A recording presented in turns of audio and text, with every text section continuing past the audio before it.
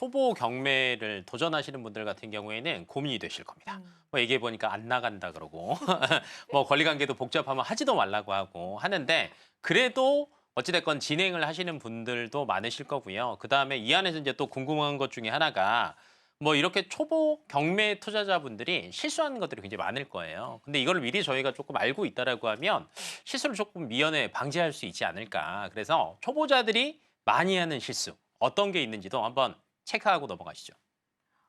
초보자들이 가장 크게 실수하는 건 세 가지가 있는데요. 첫 번째는 시세보다 비싸게 입찰을 하시는 겁니다. 아무래도 조급한 마음에 1회 만에 내가 꼭 입찰을 해서 낙찰을 받으려고 욕심을 조금 부리셨다가 오히려 손해를 보시는 경우가 더러 발생을 하실 수가 있고요. 두 번째는 권리 분석을 제대로 하지 않으시는 경우입니다. 등기부등본만 따로 보시고 입찰을 했다가 내가 예상하지 못한 문제들이 발생을 할 수 있기 때문에 이 권리 분석에 대한 부분도 조금 제대로 보셔야 될 것 같고요. 아무래도 이제 이런 것들로 인해서 치명적으로 실수를 하셨을 때는 입찰 보증금까지 포기를 하셔야 될 수가 있습니다. 그리고 세 번째는 임차인 문제를 간과하는 겁니다. 아까 말씀드렸던 것처럼 낙찰받은 이후에 명도에서 큰 어려움을 겪으실 수가 있기 때문에 명도에서 고생을 하시면 아무래도 경매를 다시는 하고 싶지 않아 하시는 분들이 더러 계시거든요. 그래서 이 부분까지는 꼭 유념하셔야 될 것 같습니다. 네, 좋습니다. 자, 그러면은 실수를 줄여야 더 좋은 낙찰가로 좋은 부동산을 선점을 할 텐데요. 부동산 경매 전에는 어떤 점을 꼭 공부하면 좋을까요? 네, 일단 단계별로 접근을 하시기를 권해드릴게요. 첫 번째는 입찰하는 목적을 분명히 하셔야 됩니다. 낙찰을 받아서 바로 팔 물건, 내가 들어갈 물건, 아니면은 임대를 놓을 물건들은 다 다르거든요. 그래서 나한테 맞는 물건을 법원 사이트에서 혹은 유료 사이트에서 검색을 하시고 물건을 분석을 하십니다. 두 번째는 권리 분석을 하는 건데요.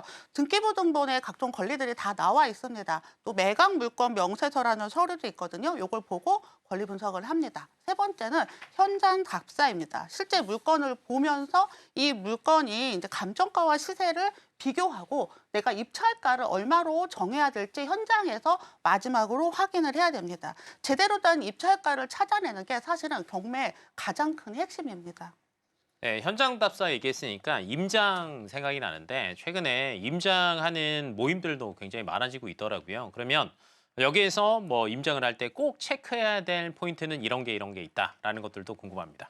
현장 조사가 사실 필수인데요. 부동산은 움직이지 않는 부동산이잖아요. 현장 가기 전에 먼저 사전 조사를 충분히 하고 가셔야 됩니다. 해당 물건이 일단 나한테 맞는 물건인지 확인하고 이게 돈이 되는 건지 확인을 하고요. 또 현장에 가서는 내가 생각한 게 맞는지 눈으로 확인을 하고 물건의 상태, 특히 뭐 누수가 있는 건 아닌지 이렇게 물건이 정상적인 물건인지 확인을 합니다.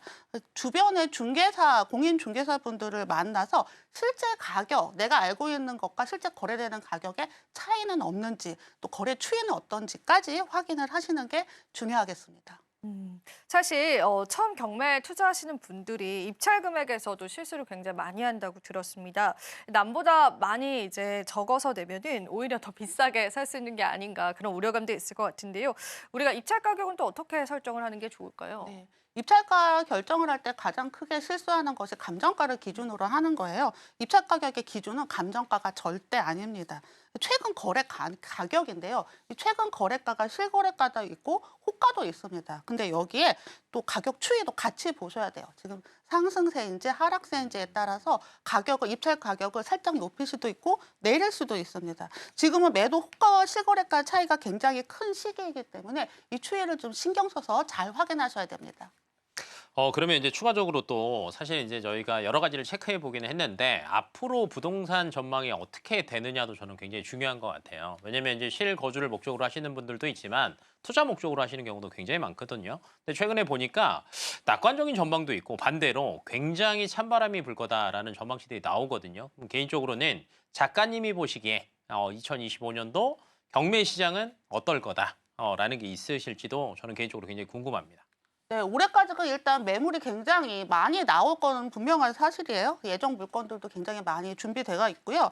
또 2020년 코로나 시기에 연끌로 매입한 물건들뿐만 아니라 또 지금 전세 사기 사건으로 인한 물건들, 그 외에 다양한 물건들이 계속 경매 시장에 나올 건데 실수요자들에게는 굉장히 큰 기회가 될 수 있습니다. 그래서 투자를 하시려면 내가 어떤 목적으로 하실 건지를 잘 생각해 보시고 목적에 맞는 물건을 제대로 고를 수 있는 좋은 기회가 될 거라고 봅니다. 네, 좋습니다. 자, 그러면은 제가 또 작가님께 여쭤보고 싶은 부분들은 부동산 경매 책을 내셨잖아요. 올해 어떤 부동산 경매에 관한 투자 계획을 세우셨는지 좀 궁금합니다. 앞으로의 계획이 있으시다면 그 이야기도 좀 들어볼까요? 네, 제가 이제 앞으로도 지금 17년간 계속 이제 부동산 경매 시장에 제가 머물고 있는데요. 그동안에 부동산 시장이 변화하는 것을 여러 번 봤고, 이제 15년 전의 상황이 지금 다시 재생되고 있는 상황이거든요. 그래서 이제 단기에 보셨던 분들은 너무 이제 갑자기 오르고 너무 많이 빠지는 거 보고 놀라셨겠지만 이게 사실은 길게 보면 늘상 있는 일이에요. 그래서 이렇게 지금 어려운 시기일수록 전문가의 역할이 중요하고 저는 실질적이고 현장감 있는 정보를 계속 전달해 드리려고 합니다. 많은 분들이 경매를 통해서 원하시는 것들을 이루셨으면 좋겠습니다.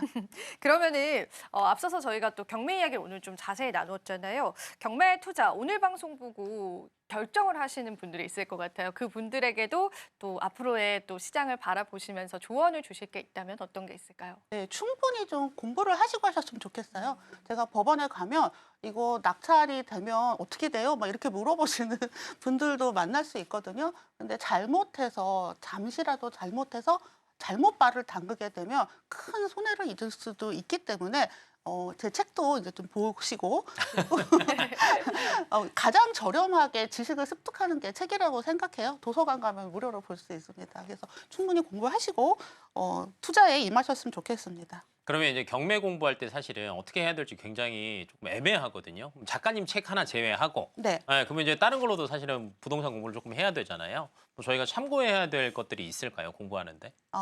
경매 공부를 하고 싶으신 분들 사실 법원에 많이 오세요. 네. 그래서 법원은 열려 있습니다. 누구나 다 오실 수 있고요. 그날 기일이 법정이 열리는 것을 확인을 하고 법정에 가셔서 실제로 참관을 하시는 분들 굉장히 많이 계세요. 실질적으로 어떻게 진행되는지를 네, 봐봐라. 네.